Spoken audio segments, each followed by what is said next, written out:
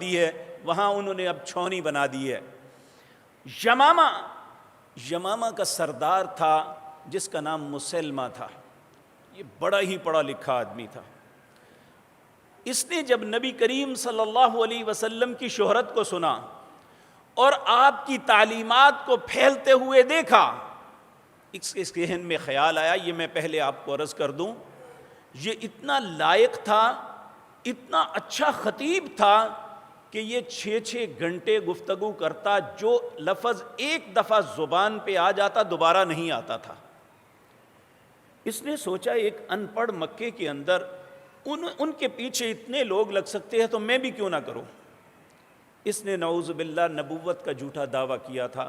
اس کا جو انجام ہوا وہ الگ بات ہے، میں جو آپ سے عرض کرنا چاہتا ہوں اس کی زندگی کا ایک واقعہ ہے۔ نبی کریم صلی اللہ علیہ وسلم کی مکی زندگی میں مکے سے ایک تجارتی قافلہ یمامہ گیا۔ اس قافلے کے اندر سب سے پڑھے لکھے آدمی تھے عمر بن عاص، یہ ابھی مسلمان نہیں ہوئے تھے۔ اسے جب پتا چلا کہ مکے سے ایک قافلہ آیا ہے، اس نے کہا اس قافلے میں جو سب سے پڑھا لکھا آدمی ہے اسے میرے پاس بھیجو۔ عمر بن عاص گئے۔ عمر بن عاص یہ ایک بڑے پڑھے لکھے خاندان کے فرد تھے۔ مکے کے اندر جب بھی کسی کو سفارت کے لیے باہر بھیجنا ہوتا تو عمر بن عاص کو بھیجتے۔ یہ بڑی خوبصورت گفتگو کرتے اور بڑے دانا اور عقل مند انسان تھے۔ یہ مسلمہ کے پاس گئے، ابھی مسلمان نہیں ہوئے تھے، تو مسلمہ نے انہیں کہا آپ کا نام کیا ہے؟ انہوں نے کہا میرا نام عمر بن عاص ہے۔ کہا کہ جس شخصیت نے نبوت کا دعویٰ کیا ہے آپ اسے جانتے ہیں؟ کہا میں اچھی طرح جانتا ہوں۔ کہا کیا ان پہ کوئی نئی صورت بھی نازل ہوئی ہے؟ انہوں نے کہا ہاں میں نے ایک سنی ہے جو میرے دل پہ نقش ہو گئی ہے۔ ویسے تو میں زیادہ نہیں جانتا کیونکہ میں مسلمان نہیں ہوں، لیکن ایک بات مجھے بڑی بھلی معلوم ہوئی ہے جو میں نے سنی اور میرے دل کے اوپر نقش ہو گئی۔ انہوں نے سورۃ العصر کی تلاوت کی۔ کہنے لگے میں نے یہ سنا کہ وہ پڑھ رہے تھے اعوذ باللہ من الشیطان الرجیم والعصر ان الانسان لفی خسر الا الذین آمنوا وعملوا الصالحات وتواصوا بالحق وتواصوا بالصبر۔ کہنے لگا کہ میں نے سنا ہے کہ انہوں نے دعویٰ کیا ہے اس جیسی کوئی صورت نہیں بنا سکتا۔ انہوں نے کہا ہاں یہ بات میں نے بھی سنی ہے۔ کہنے لگا دیکھو میں تمہیں بنا کے دکھاتا ہوں، تم نے جو صورت پڑھی ہے اس کی ہم وزن ایک صورت بنا کے دکھاتا ہوں۔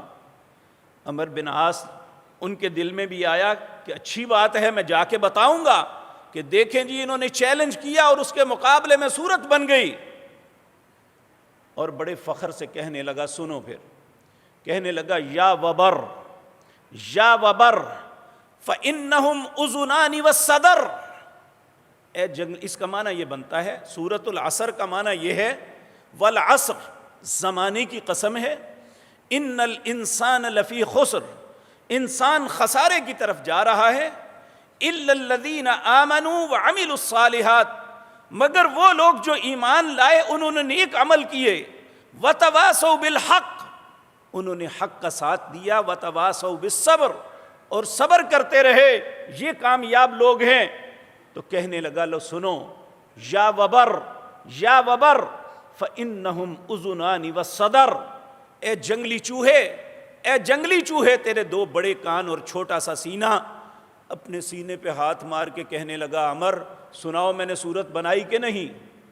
عمر بن عاص جو مسلمان نہیں تھے لیکن ایک پڑھے لکھے آدمی تھے، کہنے لگے واللہ باللہ سمت اللہ، یہ عرب قسم اللہ کے نام کی اس طرح مختلف اللہ کے ناموں کے ساتھ ہی اٹھاتے، مجھے اللہ کی قسم ہے، مجھے اللہ کی قسم ہے، مجھے اللہ کی قسم ہے، تو بھی جانتا ہے میں بھی جانتا ہوں، انت کذاب، تو جھوٹا ہے، تو کہتا ہے میں نے صورت بنائی، تو ایک چوہے کے متعلق 2 شعر کہے، اور محمد الرسول اللہ نے جو کہی وہ تو انسان کی پوری زندگی کا احاطہ کرتی ہے۔